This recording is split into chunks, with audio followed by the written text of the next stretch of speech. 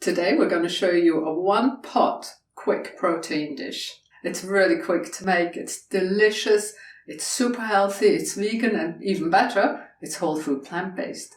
If you have leftovers, just store them in the fridge and you're good to go for the next day. Or 2 or 3, depending on how much you make. Doesn't get easier than that, so let's get started.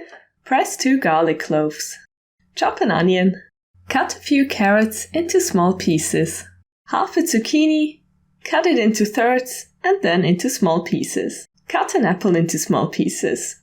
Don't peel any of these veggies or fruits. Add some small tomatoes. Cut a leek. Cut some potatoes into small pieces. In Swiss German, we call them Herdöpfel. I love that word. Add a bit of water to a big pot and bring it to a boil. Braise the garlic and the onion for a couple of minutes. In the meantime, cut a pepperoni into small pieces.